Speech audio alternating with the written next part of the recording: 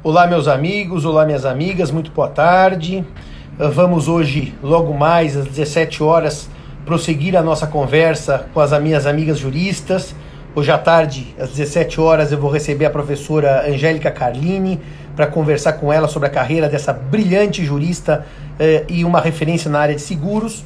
Mas eu, como tenho feito de vez em quando, eu abri essa live porque eu tenho recebido muitas perguntas de pessoas assim: Simão, como é que você se tornou professor? Quando é que foi sua opção por ser professor? Fez parte sempre da sua vida, dos seus projetos, se tornar professor? Ou ser professor, abraço Léo, abraço Marlon, ser professor foi uma coisa que, enfim, você acabou construindo ou já nasceu professor? Eu sempre digo para os meus amigos, para as minhas amigas, que para mim a docência foi uma coisa muito forte desde ter infância. Por quê? Porque minha mãe é professora de história, hoje aposentada, e sempre teve muito entusiasmo com a docência. Ela dava aulas de história antiga, basicamente história do Brasil, e lá em casa a gente sempre discutiu história com base nas aulas da minha mãe. Então eu sempre me envolvi com o ensino de história por força da docência da minha mãe. Então ajudava a corrigir provas, ajudava a ler trabalhos de alunos, era uma coisa que sempre me deu muito prazer. A segunda coisa sobre a minha docência tem a ver com minha tia, já falecida, infelizmente, a minha tia Vânia, que no interior de São Paulo era professora de rede pública e dava aula numa fazenda chamada São Fernando. E quando eu ia para o interior, eu aproveitava para assistir às aulas da minha tia. Assistia aulas de primeiro ano, segundo ano, terceiro ano. Aliás, as classes eram divididas por fileiras e eu ia assistir essas aulas e aproveitava para aprender um pouco também do magistério. Então, para mim, dar aula sempre foi algo muito prazeroso, muito óbvio, por conta da minha experiência familiar, da minha mãe, professora de história, e da minha tia, professora primária. Eu me lembro bem que quando eu entrei no colegial, no Colégio Santa Cruz, eu já gostava de dar aulas. Por quê? Porque ainda no meu, vamos dizer, na minha sexta série, com 12 anos, quando eu aprendi história antiga, eu tinha uma professora, a professora Adriana Jorge Costa, uma querida amiga, que ela sempre dizia: Zé Fernando, ajuda os colegas que sabem menos história a ensinar alguma coisa, a tirar alguma dúvida. Então eu sempre tive uma relação com a aula, de dar aula para os meus colegas. Depois no Santa Cruz, quando eu já tinha 17 anos, eu comecei a dar aulas de biologia. Biologia por quê? Porque biologia era a matéria das que eu mais gostava, havia um sistema de monitoria no Colégio Santa Cruz, nos laboratórios, então eu comecei a dar aulas de biologia. Então a partir daí, eu construí essa ideia de ser professor. Pela minha mãe, pela minha tia, pelas aulas de história que eu dava, eu fui construindo essa história para ser professor. Bom, o resultado disso tudo é que quando minha irmã foi prestar vestibular, por exemplo, minha irmã é um ano mais nova que eu dava aulas. Então eu dizia para vocês que daí minha irmã foi prestar vestibular e eu fui dar aulas de história para minha irmã e para as amigas também no curso pré-vestibular. Aliás, dei aulas até para a filha da professora Tereza, minha orientadora, Tereza Ancona Lopes, a Lúcia, também de história geral. Então eu já me sentia, enfim, vocacionado ao magistério. Quando eu entrei na São Francisco, em 92, eu era aluno, portanto, nós tínhamos na disciplina de Direito Romano monitoria, em que alunos de graduação, em certos dias da semana, discutiam com os seus colegas, vamos dizer, os do segundo e terceiro ano para os do primeiro ano, temas de direito romano. E eu, evidentemente, me apaixonei pelo direito romano. Aliás, depois eu vou fazer uma live só para dizer como é que eu me tornei civilista, mas eu me apaixonei pelo direito romano e quis ser, então, monitor de direito romano do professor Eduardo Marchi. E aí, realmente, eu fiz um estudo sistemático de 2 livros de romano, do Thomas Marchi e do professor Moreira Alves, que é uma das coleções mais fabulosas, são 2 volumes na edição original de Direito Romano, e aí eu comecei, então, a cuidar de monitoria de Direito Romano. Na sequência, quando eu ia me formar, eu estava no final do 4º ano, 95, eu procurei a professora Tereza Ancona Lopes, que foi minha professora de graduação durante os meus 5 anos de Direito Civil. Falei: Tereza, eu gostaria então de fazer mestrado com você. E ela, no final, tinha a vaga e eu comecei o mestrado no ano seguinte, em 97. Aí foi muito curioso, porque no ano seguinte, em que eu já era mestrando, portanto, na faculdade, aqui no Largo São Francisco, a Tereza tinha uma sugestão que ela nos dava, uma sugestão muito boa, que nós, como alunos recém-ingressados no mestrado, assistíssemos às aulas dela de graduação. Então eu fiz meu curso de graduação com a Tereza, depois eu refiz meu curso de graduação assistindo às aulas da Tereza, e depois eu refiz novamente o meu curso de graduação assistindo às aulas da Tereza. Então eu fiz 3 cursos de civil, o meu de graduação e mais 2 que a Tereza ministrou. O resultado prático disso é que a Tereza, quando eu estava no meu primeiro ano de mestrado, em 97, ela me sugeriu então que desse algumas aulas, eram poucas, eram 3 aulas o ano inteiro, para os alunos de graduação. Portanto, eu tinha nessa época 22 anos e estava dando aula para os meninos e meninas com 18 recém-ingressos no curso de Direito da faculdade. A Tereza me deu 3 temas para ministrar aulas. O primeiro tema foi o tema da história da codificação, ou seja, se eu estou falando de 97, evidentemente que não existia Código de 2002. O segundo tema foi o tema das fundações, pessoas jurídicas, e o terceiro e último tema foi da prescrição e da decadência. Eu me lembro quando eu dei essa primeira aula na faculdade, eu conheci o Surgic por obras, Daniel, não pessoalmente. E eu tenho profunda admiração pela obra do professor Surgic, aí do Paraná. Então, quando eu fui dar minha primeira aula, que era a história da codificação, eu tinha 22 anos, exatamente, aliás, 23, já tinha feito 23 anos, eu peguei, fiz uma linha do tempo na faculdade e eu escrevi uma linha do tempo da história do mundo e uma linha do tempo da história da codificação. Então eu fiz uma comparação entre o que acontecia no mundo e o que acontecia no direito. E aproveitei e fiz uma linha do tempo explicando as ordenações afoncinas, manuelinas, filipinas, e chegava até o Código Civil e aos projetos, Felício dos Santos, Nabuco de Araújo, Coelho Rodrigues, e chegava ao projeto Bevilacqua. E eu lembro que essa aula, obrigado Felipe, flor da idade, eu diria que era ainda um pouco cedo para estar na flor da idade. E daí eu me lembro que eu terminei essa aula, os alunos gostaram muito e me elogiaram muito e pediram para eu dar mais aulas. Depois eu dei a aula de fundação, que é um dos temas mais chatos do direito civil, eu detesto até hoje. E por fim terminei com prescrição e decadência, que foi o tema que depois eu desenvolvi na minha livre docência, por tomar consciência naquela aula que eu não tinha entendido o tema que eu mesmo tinha dado aula. Então, a minha vida com a docência sempre foi uma questão umbilical. Eu me sinto professor desde que aos 12 anos eu dava aula de história, depois dei aula de biologia e assim por diante. Foi uma coisa natural. Depois, os meus amigos e conhecidos, muitos deles me mandam pedidos: Simão, como é que se dá aula? Me dá dica para dar aula, eu quero dar aula. Eu me lembro bem, quando eu comecei a fazer o meu mestrado em 97, que meus pais, sempre muito preocupados e muito afetivos, me chamaram para conversar e disseram assim: mas meu filho, você já tem seu escritório próprio de advocacia? Porque eu montei meu escritório assim que eu me formei. Em 97, o ano que eu entrei no mestrado, eu montei meu próprio escritório. E daí eu vou relançar o livro de prescrição e decadência. Posso fazer uma live também, mas é que os temas jurídicos eu vou contar para vocês o que eu estou fazendo agora de lives. Eu vou fazer lives culturais e lives de entrevista.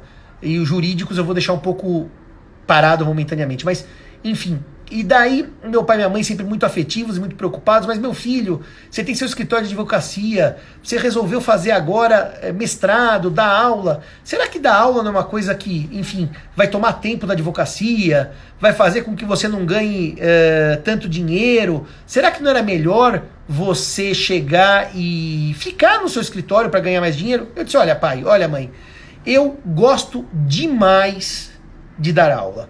Eu não seria um sujeito realizado nem feliz se eu fosse rico na advocacia sem nunca ter dado aula.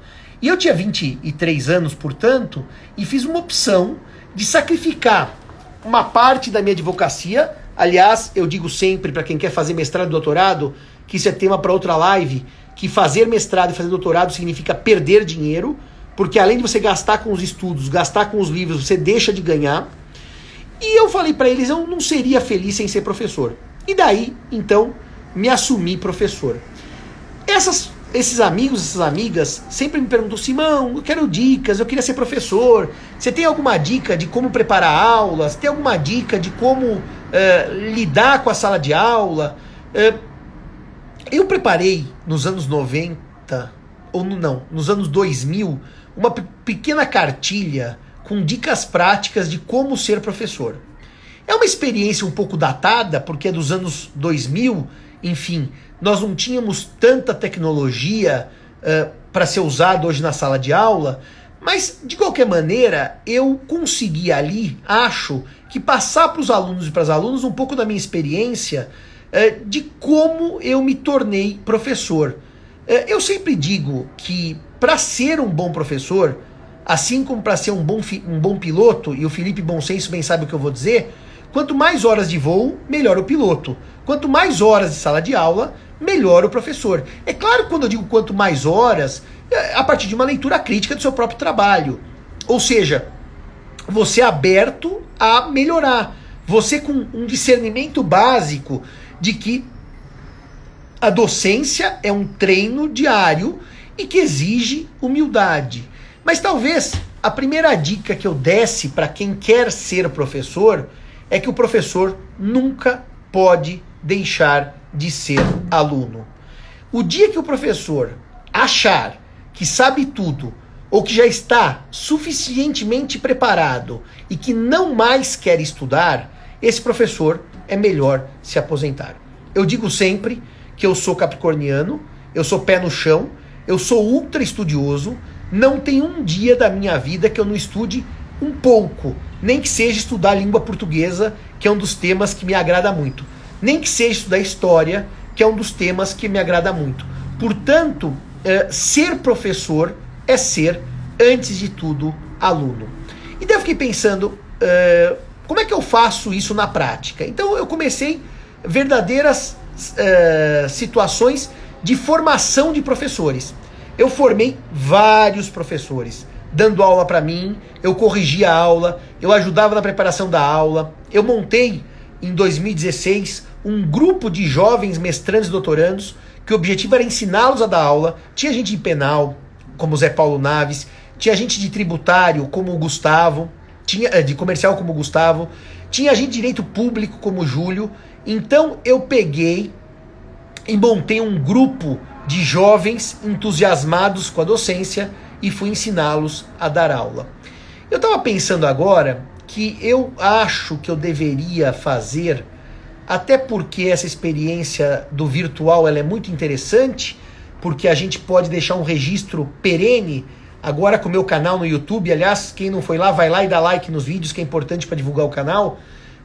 Montar uma pequena gravação com as minhas dicas de aula. E embaixo deixar para vocês as minhas dicas mesmo, que eu escrevi há muitos anos e que eu passei aos meus monitores naqueles anos 2000. São dicas datadas, antigas, são dicas que hoje não resolvem todo o problema, porque hoje nós vivemos um mundo tecnológico e cheio de informação, mas são dicas que podem servir para vocês que querem começar a dar aula, terem um norte, terem um parâmetro. Afinal, toda vez que a gente começa uma empreitada, a gente tem muito medo, né?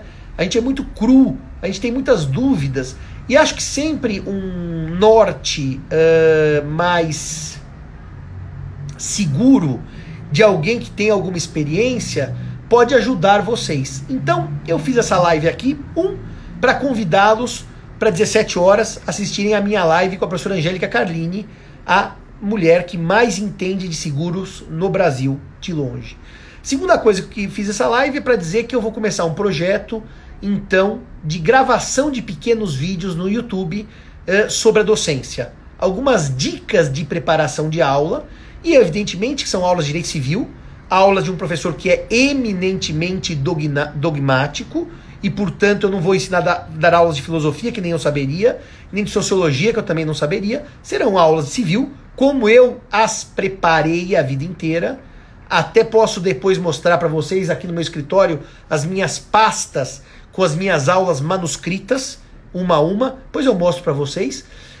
E depois alguns vídeos sobre sala de aula, né? Como despertar o interesse, em que pese em que pese, nesse mundo informatizado, global, os desafios serem muito mais complexos do que eram quando eu comecei a dar aula.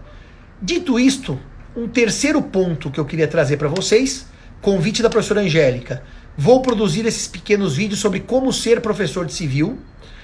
O terceiro ponto que eu queria trazer para vocês é que eu acho que nesse momento...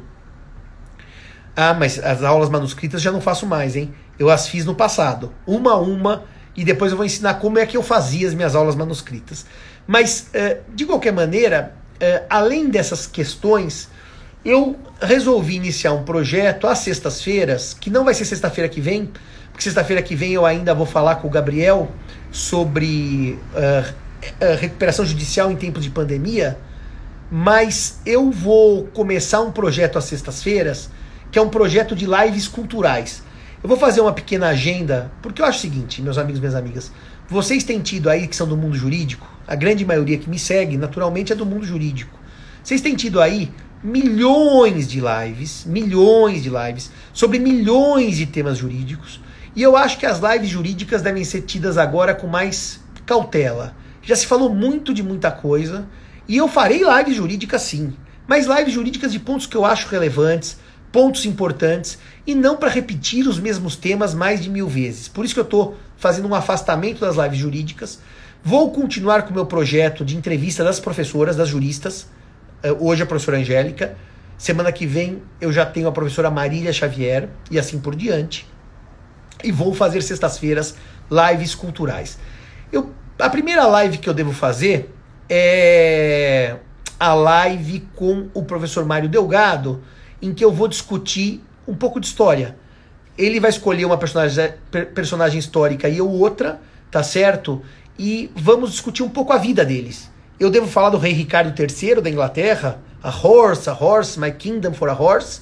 E o Mário deve falar de, se não me engano, ele escolheu o Júlio César. Eu vou montar um pequeno cronograma de lives culturais. Uma segunda live que eu vou refazer, e dessa vez com o professor João Aguirre, é a live do Machado com o Essa de Queiroz. Quem é o grande norte rio-grandense? Eu perdi, Luiz.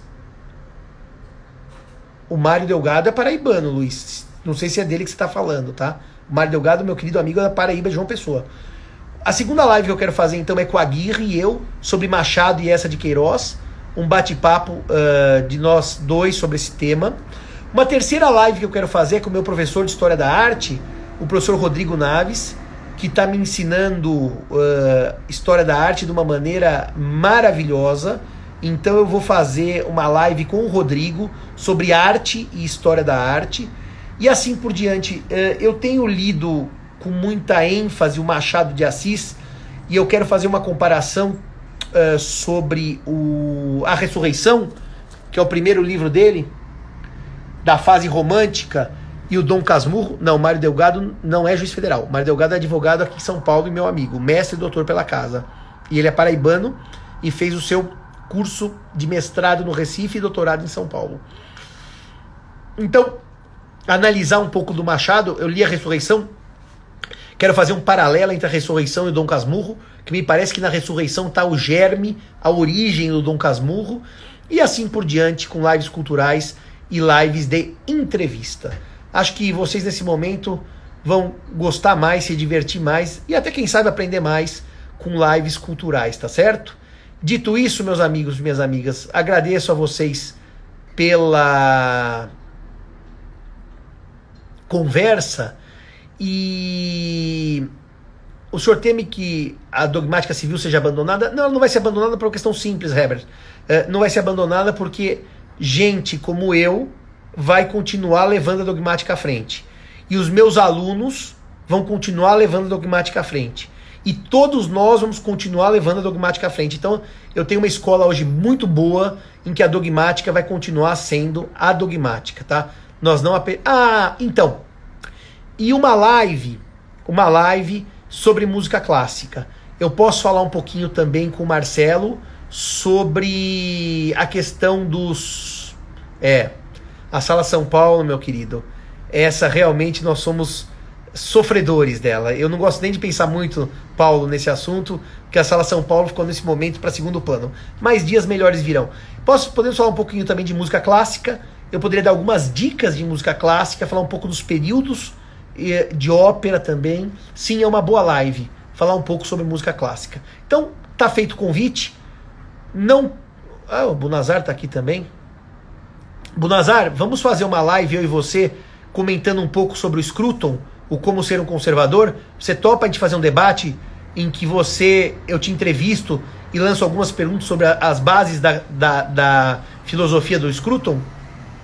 Vamos ver se o Bunazar topa. Então, de qualquer maneira, hoje à tarde, 17 horas. Então, Bunazar, você vai ser a minha segunda live cultural, tá? Eu vou agendar com você agora por telefone a data. Vamos fazer uma segunda live cultural. A professora Ana Laura é uma bela amiga. Foi minha aluna aqui na pós-graduação aqui da USP, uma bela amiga. Então, eu vou convidá-lo às 17 horas para a live da professora Angélica, falar das nossas lives culturais, que eu vou começar. Muito obrigado pela dica do Scruton. Leonardo, entrei em contato com o Bunazar, vamos fazer uma live sobre o Scruton. Aliás, Bunazar, tá pensando uma coisa, a gente pode falar sobre o Scruton e um pouco sobre o Burke também, que você falou para eu ler, eu não li ainda, mas acho que a gente pode fazer uma live sobre os dois, tá certo? Um diálogo da leitura sua do Burke e do Edmund Burke e do Roger Scruton. E nos vemos então 17 horas. Vão lá no YouTube, vão lá no meu canal, deem like, porque é importante pra gente divulgar o nosso trabalho cultural. Afinal, cultura se faz assim. Obrigado, Bunazar. Um grande abraço e até 17 horas, se Deus quiser. Tchau, tchau, meus amigos. Tchau, tchau, minhas amigas.